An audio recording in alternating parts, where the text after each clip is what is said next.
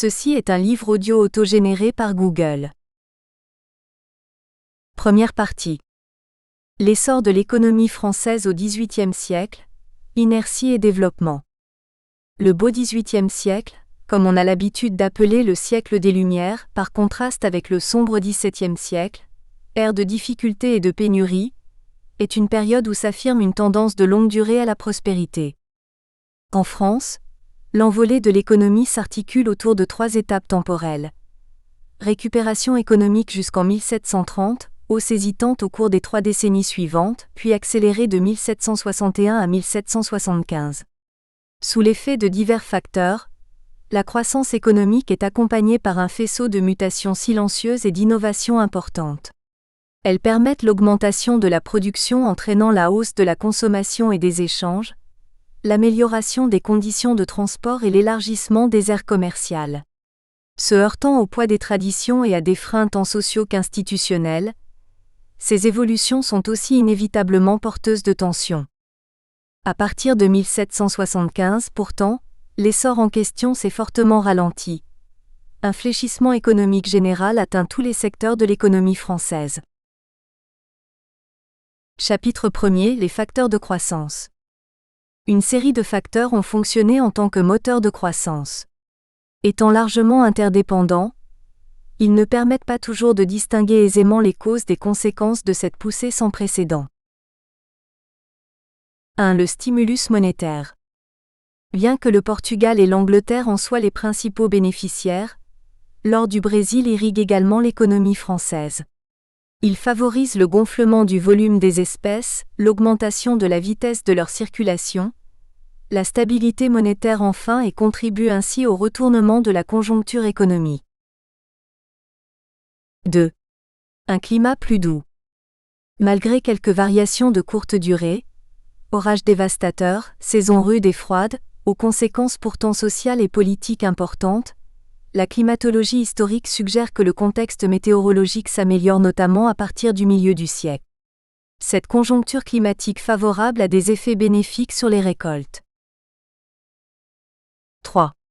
Les levains politiques. La guerre est plus rare, moins dévastatrice et meurtrière. Une paix prolongée, un territoire préservé des ravages des conflits militaires repoussés hors des frontières constituent autant de facteurs qui favorisent le mouvement continu de croissance que connaît le royaume au siècle des Lumières.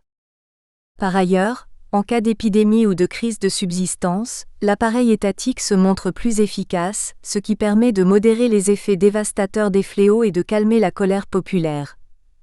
Envoi de médecins, distribution de médicaments, circonscription géographique des épidémies, d'une part, et d'autre part, approvisionnement plus rapide d'une région manquant de grains par le transfert de blé à partir des zones excédentaires.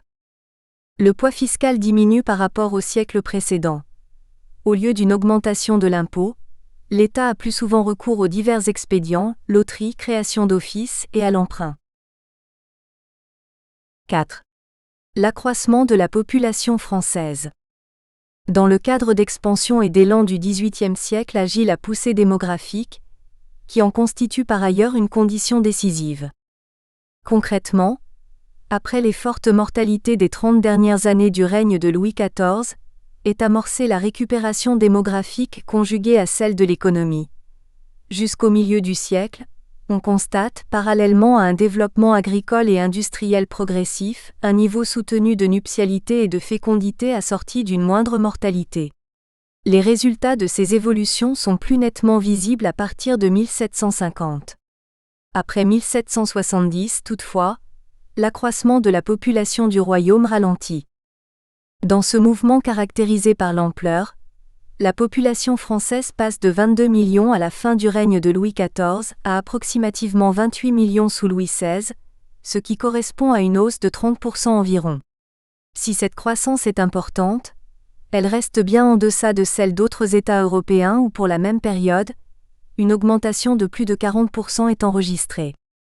Ainsi, dans le cadre de notre continent, le poids démographique relatif de la France diminue, sa part en effectif humain baisse de 4% et passe à 20%. Elle n'en représente pas moins le royaume le plus peuplé de l'Europe, malgré la vision contraire des contemporains qui soutiennent fermement l'argument de la dépopulation du pays.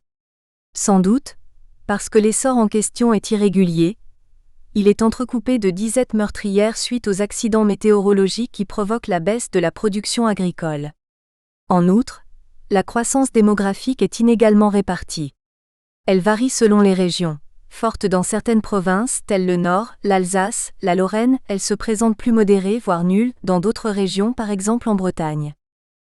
Le progrès démographique est le résultat d'une conjonction de facteurs. À l'amélioration des conditions de vie. Les progrès de l'hygiène et de la médecine. À l'amélioration des conditions de vie. Les progrès de l'hygiène et de la médecine. Même si le paupérisme persiste et que des régions entières continuent de vivre au rythme des traditions séculaires, de légères améliorations commencent à être perceptibles. Heureusement additionnées, elles rendent les conditions de vie plus tolérables. C'est que l'accroissement de la production agricole et de la viticulture, l'essor de l'industrie et du commerce colonial, contribue à la diversification du régime alimentaire, au progrès des conditions matérielles. L'état sanitaire du royaume s'améliore également. L'hygiène se diffuse et la médecine progresse. Grâce à l'expansion de l'industrie textile, le port de cotonnades lavables assure une meilleure propreté individuelle. La médecine aériste se répand. L'aération des logements est conseillée, l'isolement des personnes malades réclamé. L'approvisionnement en eau est fait dans des meilleures conditions. Les expériences d'inoculation contre la petite vérole, maladie qui fait encore beaucoup de victimes, dont Louis XV lui-même, sont réussies. En outre, l'apparition d'un esprit nouveau chez des médecins de plus en plus nombreux et la meilleure diffusion de l'information suscitent un vif intérêt pour la chirurgie et les démonstrations anatomiques. La médicalisation progressive de l'accouchement, cours destinés à la formation des sages-femmes, apparition d'accoucheurs professionnels, usage de techniques et d'instruments appropriés contribuent, toute proportion gardée, au recul de la mortalité des mères et des nouveau-nés. Cependant, la pratique de la mise en nourrice se répand dans toutes les classes de la société urbaine. L'hécatombe, dont elle est pour une très grande part à l'origine, alarme médecins et philosophes, qui réhabilitent l'allaitement maternel présenté comme un devoir féminin commandé par la nature. Il va sans dire qu'il ne faudrait pas surestimer l'influence de toutes ces avancées médicales, dans la mesure où elles ne concernent encore qu'une petite minorité et n'interviennent que vers la fin de la période étudiée. Quoi qu'il en soit, malgré les hésitations, les disparités et les déterminismes variés, le bilan des changements est positif. Les crises de surmortalité s'atténuent. Le nombre des grandes famines, tout d'abord, recule. Si les disettes subsistent, elles sont moins virulentes ou de durée limitée. La diffusion des nouvelles cultures et l'amélioration des méthodes de conservation des grains aidant. Ensuite, l'ampleur des fièvres et des épidémies se réduit. Ainsi, la peste, qui avait fait de grands ravages au siècle précédent, disparaît progressivement. En France, la dernière grande épidémie s'abat sur la Provence en 1720 et fait près de 120 000 morts. D'autres maladies épidémiques continuent tout de même à subsister. Variole, rougeole, dysenterie, grippe pulmonaire, pneumonie infectieuse, typhoïde. Le recul des mortalités générales et dramatiques entraîne l'augmentation de la longévité moyenne, qui passe de 25 ans dans les années 1740 à 30 ans vers la fin du XVIIIe siècle.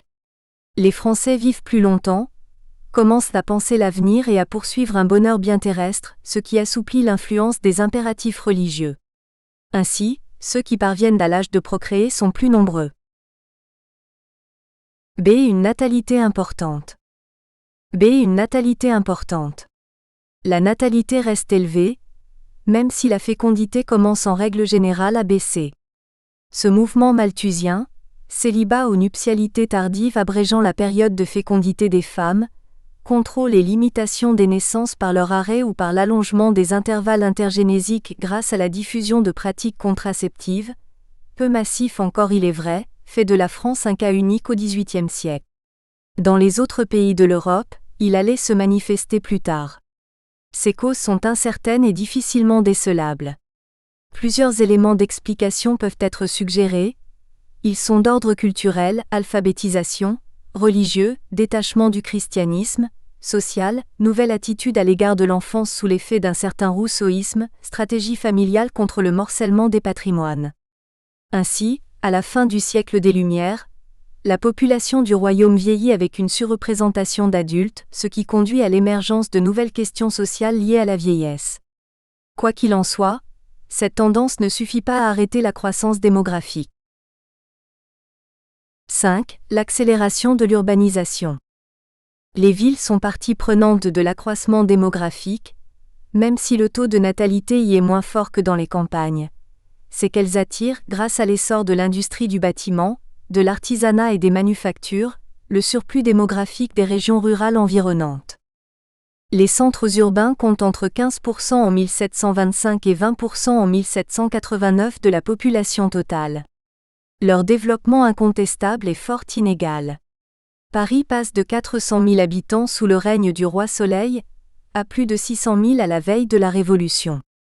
À titre de comparaison, au cours de la même période, la population de Londres double presque et atteint 900 000 habitants, soit 11% de la population du royaume anglais. En France, ce sont surtout les ports atlantiques, comme Bordeaux et Nantes, grands bénéficiaires de l'essor du commerce maritime, qui profitent le plus des migrations rurales. Considérable est également la croissance de villes comme Brest, Nancy et Montpellier. Celle de Marseille ou de Toulouse est pourtant plus modeste, nulle celle d'Angers et du Mans. Le développement important des villes conduit à un remodelage progressif des paysages urbains qui obéit, d'une part, à un impératif d'assainissement et d'autre part, à un souci d'embellissement. Ainsi, dans le cadre de l'urbanisme des Lumières qui vise à la rationalisation de l'espace, de belles places sont réalisées, des jardins publics aménagés, des rues élargies et des ponts construits, de vastes hôtels particuliers et de somptueux bâtiments publics édifiés, un plan d'alignement et d'uniformisation des façades des immeubles élaborés. Parallèlement, sont entrepris des travaux d'utilité collective dans l'intention de garantir la sûreté et l'hygiène des citadins et d'assurer la circulation des hommes et des marchandises.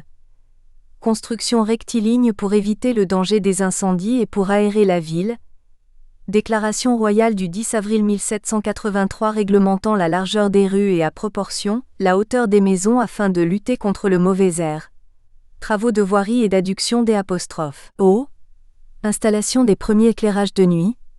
Dégagement de la voie publique des immondices, source de nombreuses contaminations mortelles. Éviction des activités polluantes du centre urbain et déplacement de l'espace des morts vers la périphérie. Arrêt du Parlement de Paris de 1763. Édit royal de 1776. Sous l'effet de la prospérité générale et de la demande sociale, l'effort urbanistique est d'abord visible à Paris. Puis, les nouvelles expérimentations gagnent la province. Pourtant, les moyens dont disposent la plupart des villes sont faibles. Les aménagements, financés dans certains cas par des spéculations foncières et commerciales, y sont par conséquent lents. Tout compte fait, alors, malgré ces modifications bien réelles du tracé et du bâti des villes, il faut attendre le siècle suivant pour que l'espace urbain soit véritablement révolutionné en matière d'urbanisme. Au siècle des Lumières, la ville conserve encore à plusieurs égards sa physionomie médiévale. L'évolution de l'urbanisation est un important facteur d'enrichissement et de modernisation de l'économie. Les villes, grandes accumulatrices des revenus agricoles, des profits fonciers, manufacturiers, miniers et coloniaux, fécondées en outre par l'afflux d'une main-d'œuvre nombreuse, développent l'industrie du bâtiment, procèdent à des investissements productifs, intensifient les échanges en créant de vastes circuits commerciaux et s'adonnent de manière dynamique à des consommations nouvelles. Le réseau d'une économie urbaine vigoureuse s'étend sur la totalité du territoire du royaume et pénètre dans l'espace rural. Ainsi, sont contrôlés une bonne part du revenu et du labeur de la paysannerie. 6. Le désenclavement intellectuel. Les avancées de la scolarisation contribuent également à l'essor économique. Incontestablement, l'alphabétisation constitue un moteur essentiel du progrès. 7. La mobilité idéologique.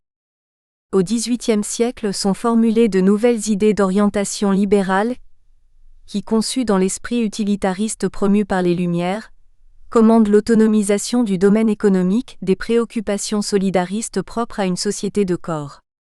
Mais il faut attendre la deuxième moitié du siècle pour que cette réflexion prenne forme dans les doctrines des économistes français, ainsi que dans les mesures prises par des administrateurs convaincus de la nécessité de valoriser la terre et l'agriculture, de reformuler également le rôle de l'État. Dans ce but, on préconise la rupture d'avec les politiques dirigistes et on prône la libéralisation des échanges et de la production. Le désir de fonder l'économie française sur de nouvelles bases est certes un facteur adjuvant du progrès accompli au XVIIIe siècle. Afin d'accompagner la croissance et la diversification de la demande que provoque l'essor démographique du XVIIIe siècle, l'augmentation des productions et l'animation des échanges est nécessaire. Il faut bien nourrir et donner de l'emploi à ces quelques millions supplémentaires d'hommes et de femmes qui pèsent sur l'économie du royaume. L'élargissement de l'espace agricole, l'accroissement de la production manufacturière et artisanale, les progrès industriels, le début d'une unification du marché sont quelques-unes des conquêtes du siècle dans ce domaine.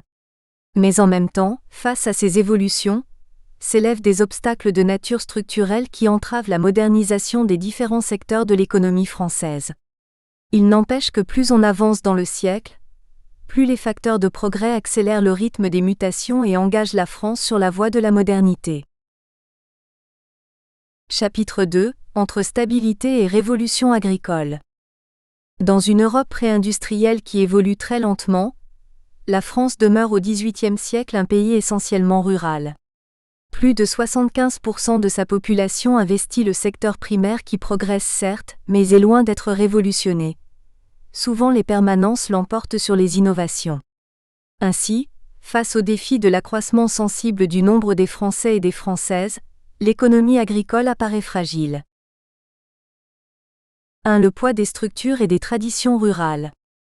Le secteur agricole, pilier de l'économie produisant l'essentiel des subsistances et des richesses du royaume, reste en grande partie gouverné par des structures de production et de distribution inchangeables depuis des siècles. D'où une production peu abondante soumise aux conditions climatiques. Au niveau des pratiques culturales, tout d'abord, les servitudes collectives imposent des régimes d'assolement liés à la jachère. Le but est d'assurer un minimum de cohésion nécessaire à la solidarité et à l'entraide. Dans le même temps cependant, contraintes et pratiques communautaires restreignent le droit de propriété, refreinent l'individualisme agraire et par là gênent le progrès. Le large usage de la jachère en particulier, engage dans un cercle vicieux le fameux cycle infernal de la jachère, céréaliculture, jachère pour reconstituer la fertilité des sols, rendement décroissant,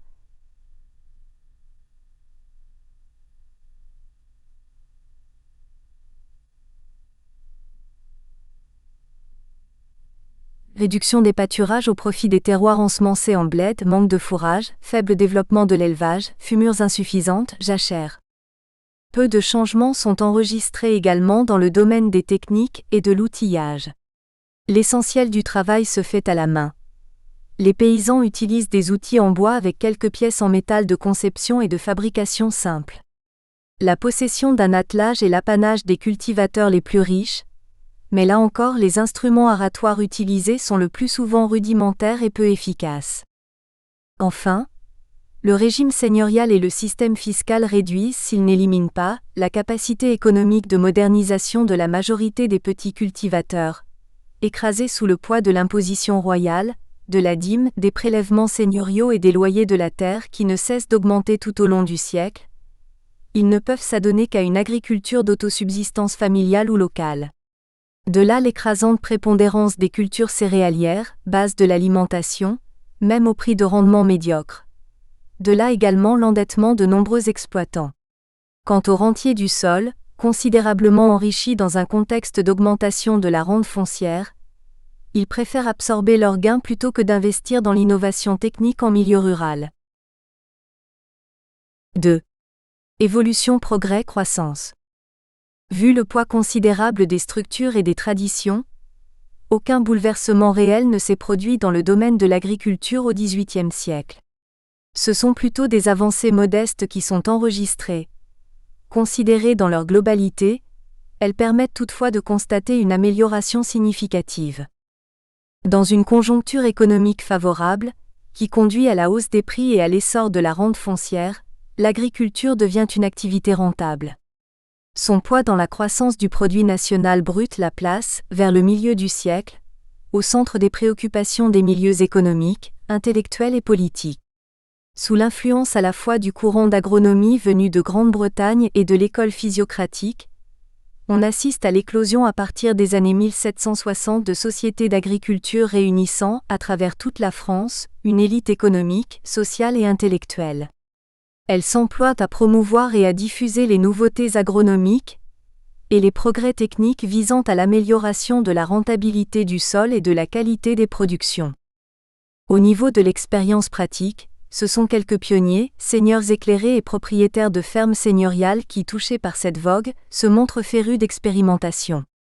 Afin de réduire la jachère, ils investissent notamment dans les prairies artificielles et les cultures fourragères, trèfle, luzerne, dont l'extension favorise le développement de l'élevage. Ils se lancent par ailleurs dans la diversification des productions, l'expérimentation de nouvelles cultures, la sélection des semences en fonction des particularités des sols exploités. Par la mise en œuvre de telles techniques, qui favorisent en outre la spécialisation régionale, ils réussissent à accroître considérablement les rendements agricoles et à moderniser leurs exploitations. De son côté, l'État monarchique s'engage dans cet effort de manière hésitante et discontinue. Il cherche, à partir des années 1760, à stimuler et à moderniser la production par des mesures favorisant l'amélioration des pratiques d'élevage et par une politique d'encouragement des défrichements des terres incultes et des assèchements de marais, qui se développe sous forme d'exemption fiscale. Déclaration royale du 13 août 1766. Les résultats sont pourtant bien modestes. Quant aux opérations d'enclosure des terres cultivées et de partage des communaux, indispensables à l'individualisme agraire, si elles font dans un contexte de pression foncière accrue, l'objet d'une série d'édits, de 1769 à 1781, elles mettent aussi en cause non seulement les charges féodales qui pèsent sur la propriété agricole, mais aussi les vieilles disciplines communautaires. Elles rencontrent alors beaucoup d'obstacles et provoquent de vives résistances. Tout compte fait, l'ampleur des progrès réalisés est très inégale, elle dépend des régions, de l'audace des propriétaires exploitants ainsi que de la nature et du coût des transformations exigées. Ceci dit, les acquisitions techniques n'en sont pas moins réelles. Bien qu'essentiellement le fait de grands propriétaires ou de gros fermiers, leur introduction montre que si une révolution agricole n'a pas eu finalement lieu dans la France du XVIIIe siècle, l'agriculture n'a pas non plus été condamnée à la stagnation. Située à mi-chemin entre bouleversement et inertie, sa croissance quantitative et qualitative est difficile à mesurer.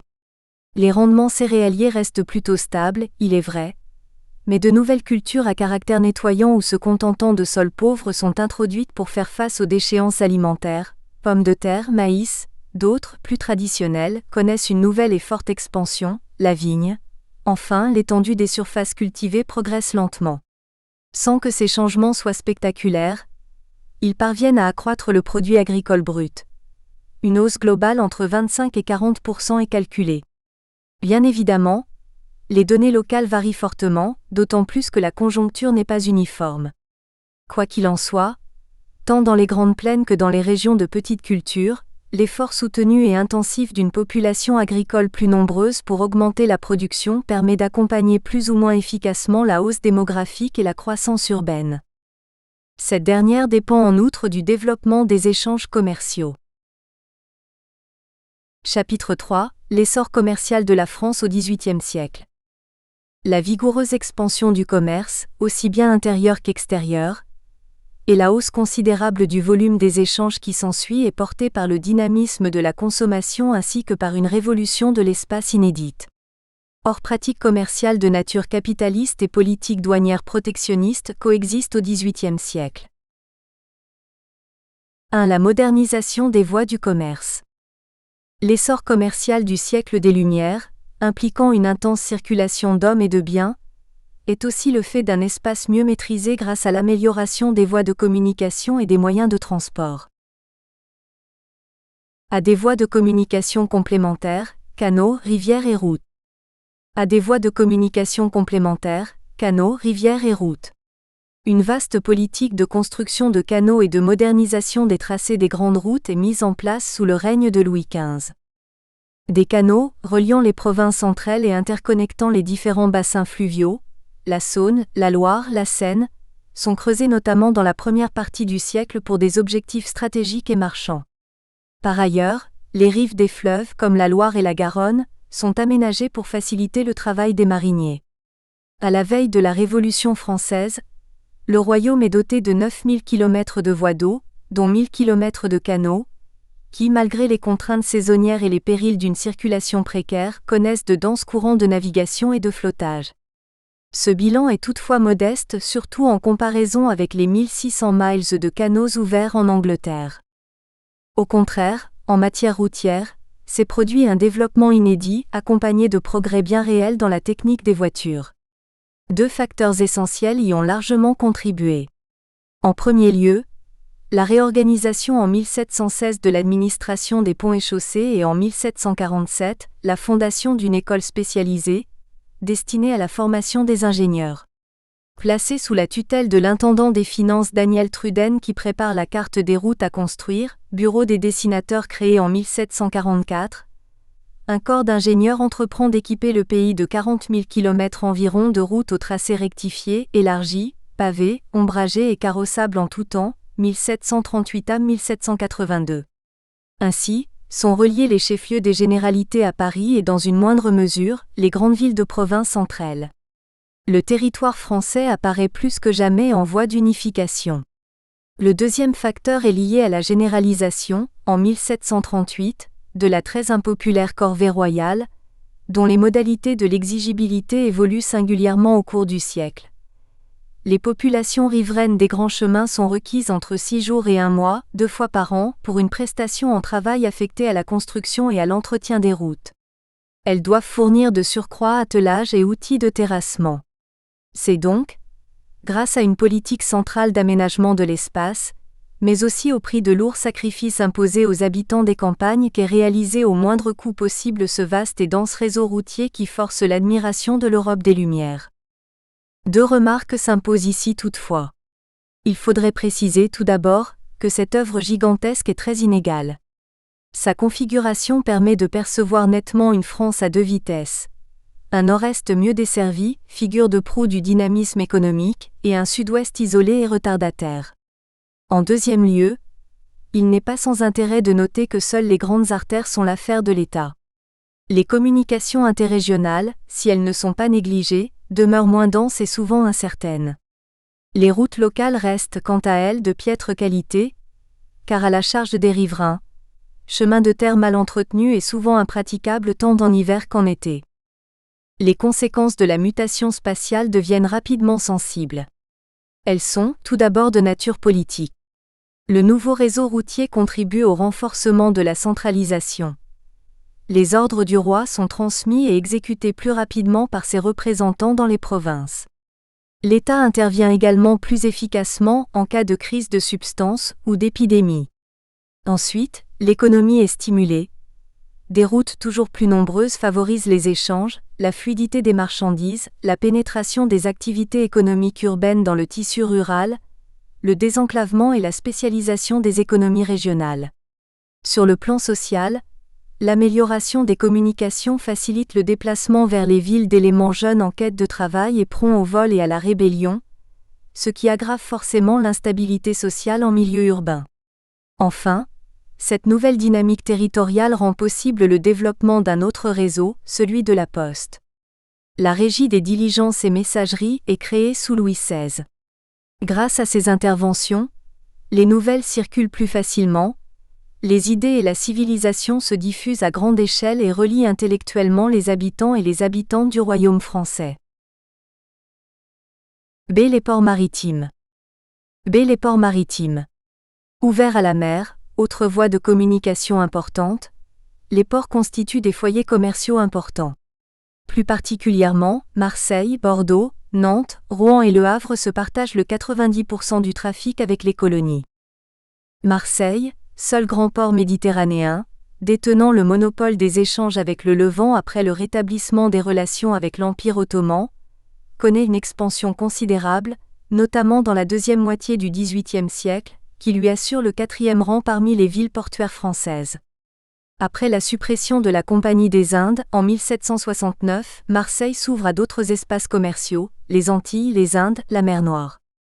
Sur la façade ouest de la France, des ports dotés d'arrière-pays peu dynamiques, tels La Rochelle ou Saint-Malo, essentiellement villes d'armateurs plutôt que centres commerciaux, voient leur trafic se rétrécir au profit d'autres ports comme Rouen ou Le Havre et surtout Nantes et Bordeaux qui, situés au débouché maritime de grands fleuves, animent désormais la majeure partie des échanges extérieurs. Premier port de France jusqu'en 1740 grâce au commerce avec les colonies américaines et la traite négrière, Nantes profite du débouché qu'offre la Loire. La croissance de Bordeaux, plus brillante encore, est due au développement dynamique d'une flotte de long courrier et à l'augmentation de la valeur des cargaisons. À partir des années 1770, elle occupe le premier rang avant Marseille et Nantes, tant dans le commerce extérieur total de la France que dans le domaine de l'armement. Son emplacement lui permet de développer des relations à la fois avec les Antilles et l'Europe. Forte de la richesse agricole du vaste bassin aquitain qu'elle domine, elle se trouve au centre de denses réseaux commerciaux bien organisés. Les profits accumulés permettent en outre le développement de trafics variés avec par exemple l'Inde et la Chine. Grâce à l'activité marchande de ces ports, la France devient au XVIIIe siècle une grande puissance commerciale avec une flotte importante. Les mutations spatiales du siècle appellent à une révolution temporelle. Mais celle-ci dépend encore des progrès des moyens de transport. C'est la révolution des moyens de transport. C'est la révolution des moyens de transport. Les transports terrestres évoluent. La coche fort inconfortable du siècle précédent cède progressivement la place aux carrosses suspendus, aux chaises de poste, plus tard aux diligences 1760 et aux turgotines 1775, qui, plus rapides certes, ne disposent pourtant pas des conforts nécessaires à un voyage agréable. Par ailleurs, le nombre de chevaux par attelage augmente. Ainsi, le rendement de la traction est amélioré. Enfin, des services réguliers de ville à ville sont organisés et rythment la circulation des courriers et des voyageurs. Mais malgré le bouleversement du temps qui s'opère grâce au progrès technique du roulage, le transport routier demeure lent et onéreux. Les communications maritimes, elles, profitent du perfectionnement de l'art nautique. Grâce aux découvertes scientifiques, les instruments nautiques gagnent en précision et améliorent les méthodes de navigation. En outre, des navires de plus en plus solides et rapides, au tonnage marchand en progression constante, sont construits. Mais la révolution des transports maritimes n'est pas survenue au siècle des Lumières. Tout comme les transports terrestres, ils demeurent particulièrement longs et lents. 2. Les entraves à la croissance commerciale. L'expansion du commerce se heurte aussi à de nombreuses contraintes institutionnelles. A. Le cloisonnement du marché intérieur. A. Le cloisonnement du marché intérieur. Les péages royaux ou seigneuriaux, près de 6000, et douanes intérieures gênent la circulation des marchandises. C'est dans la deuxième moitié du siècle que, sous la pression des partisans d'un certain libéralisme, des mesures d'orientation libérale sont prises. Sous le règne de Louis XVI notamment, une commission prépare l'arrêt du 15 août 1779, selon lequel tous les péages devraient être rachetés ou supprimés. En ce qui concerne la circulation des marchandises, une action plutôt timide et soumise aux variations de la conjoncture est entreprise avec modification de la législation. La libre circulation intérieure des céréales ainsi que leur libre exportation sont établies une première fois en 1763 à 1764 et une deuxième fois en 1774. V. Partie 5, ch. 13 de B et de CI. B. Les politiques et les pratiques protectionnistes. B. Les politiques et les pratiques protectionnistes. Elles visent à l'accumulation de l'or et de l'argent qui seuls font, selon les doctrines mercantilistes élaborées au XVIe siècle, la richesse d'un État et assurent l'indépendance nationale. Plusieurs moyens sont utilisés pour empêcher la sortie des espèces métalliques du pays, ce qui devrait permettre de mettre fin au déficit de la balance commerciale. D'une part, l'établissement d'une stricte réglementation, prévoyant souvent des taxes excessives à l'importation et d'autre part, la création d'espaces solidaires car complémentaires autour desquels des cloisons étanches sont établies. Dans le cadre de cette politique, sont concédés des monopoles destinés à contrôler plus efficacement notamment le commerce colonial, à en réserver les profits aux marchands français et à favoriser la concentration des capitaux privés.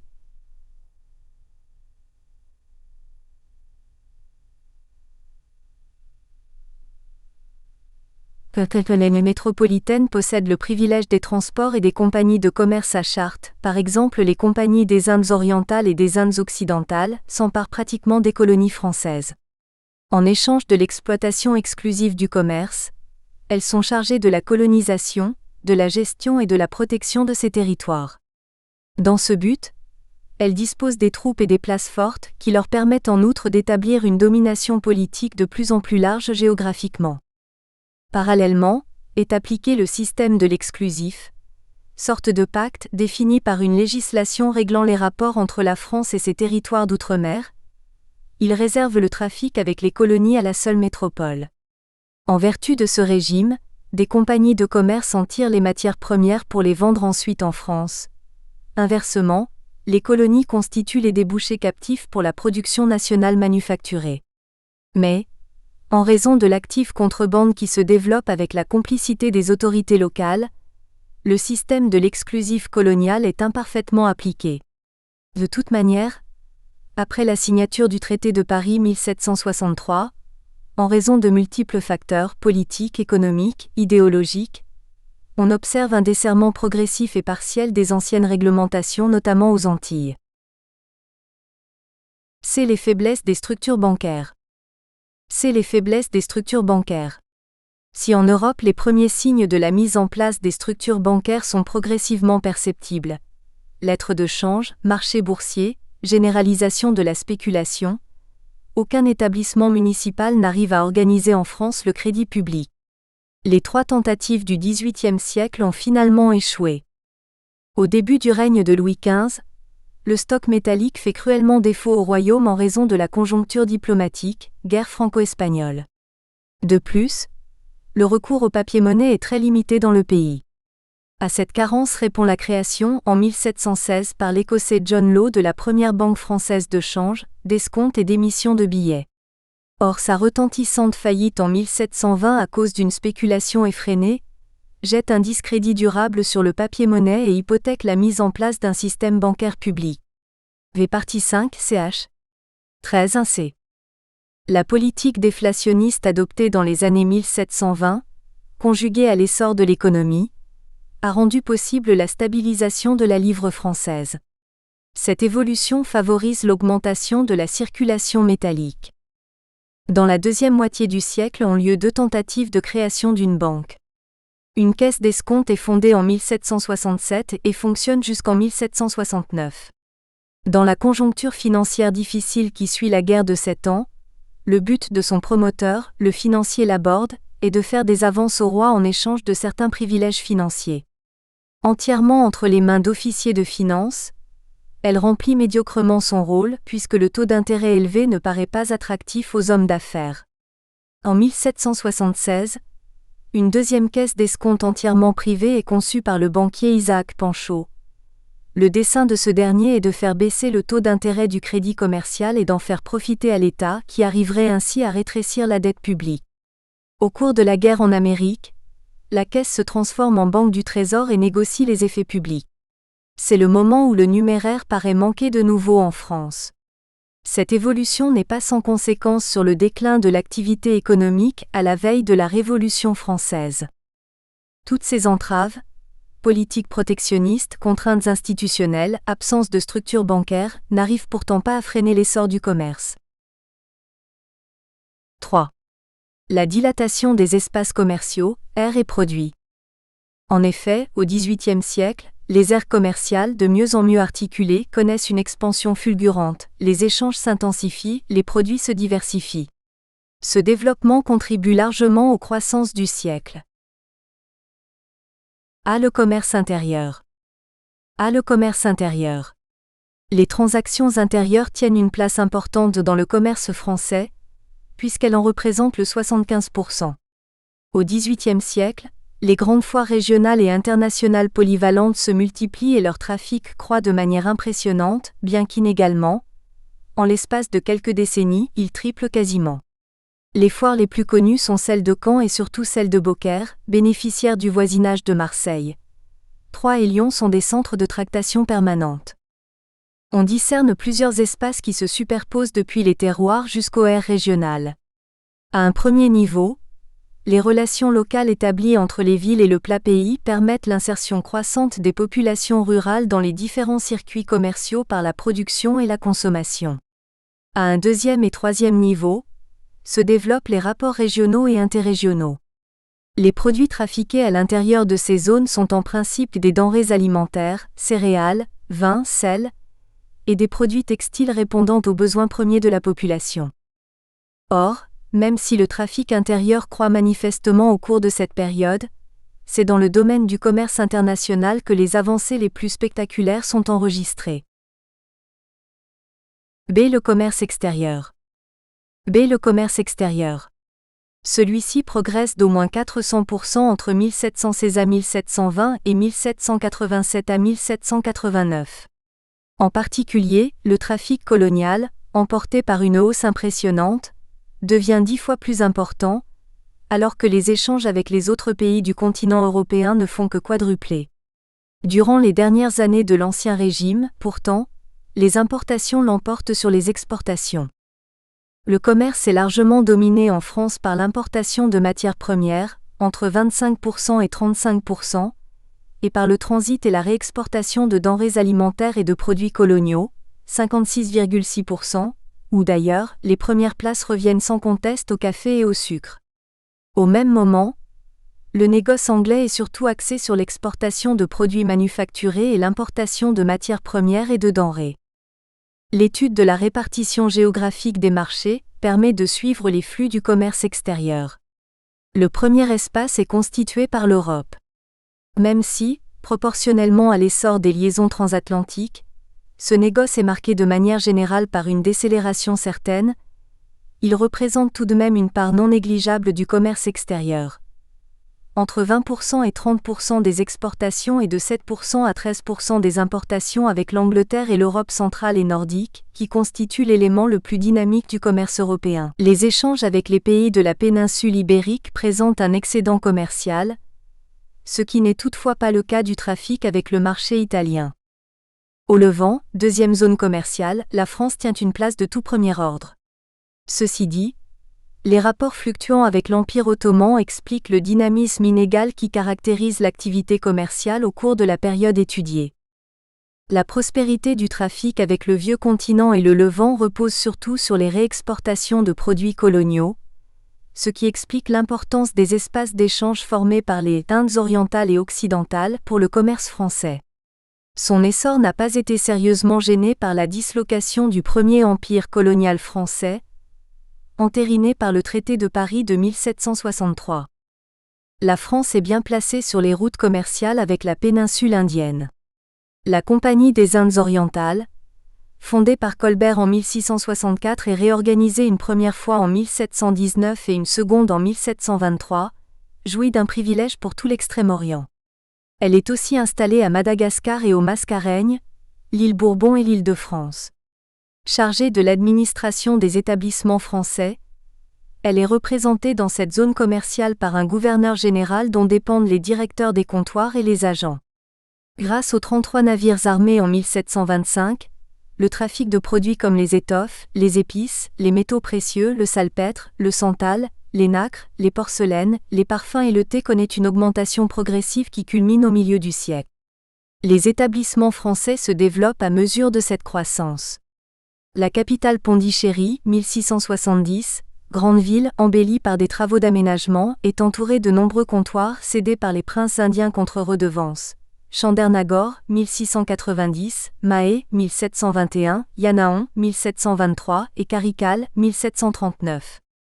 Le développement inédit des activités de la Compagnie des Indes orientales en Asie entre 1720 et 1740 se fait cependant aux dépens des Anglais, ce qui exaspère progressivement les rivalités entre compagnies de commerce françaises et britanniques, d'autant que le très habile gouverneur Dumas, 1735 à 1741, profitant du déclin de l'Empire moghol, réussit à renforcer l'influence politique française dans le Décan.